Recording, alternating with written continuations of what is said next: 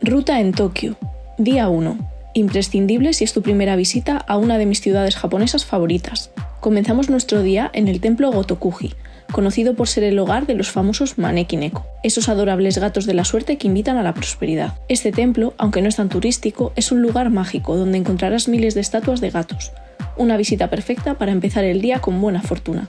Después de explorar este templo, nos dirigimos a un lugar especial para los fanáticos del estudio Ghibli, Shirohige's Cream Puff Factory.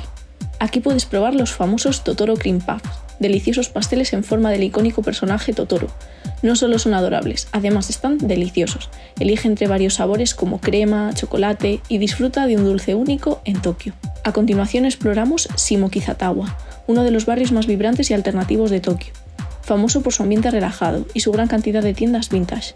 Este es el lugar ideal para pasear sin prisas, explorar sus pequeñas boutiques, librerías y cafeterías. Si te gusta la moda y el estilo retro, aquí encontrarás auténticos tesoros. Ahora es momento de divertirnos un poco con una de las actividades más populares entre los jóvenes japoneses, el Purikura. Estas cabinas fotográficas no solo toman fotos, también te permite editarlas con efectos y stickers adorables.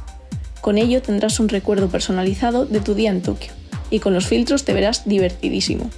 Te dejamos en la descripción uno de nuestros sitios favoritos y su ubicación en el mapa de Google.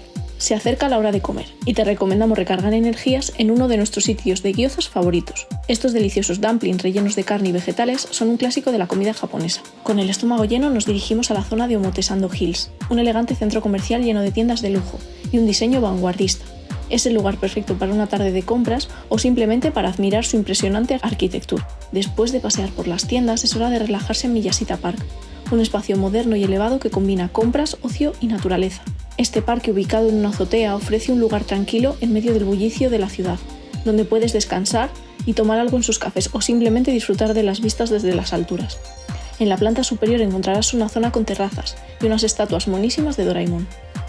Al caer la tarde llegamos a uno de los lugares más icónicos de Tokio, Shibuya Scramble Crossing, el cruce más famoso del mundo.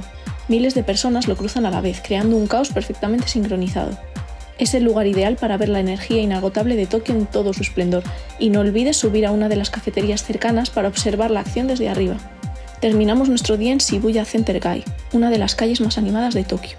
Este lugar nunca duerme, está lleno de tiendas, restaurantes y luces de neón.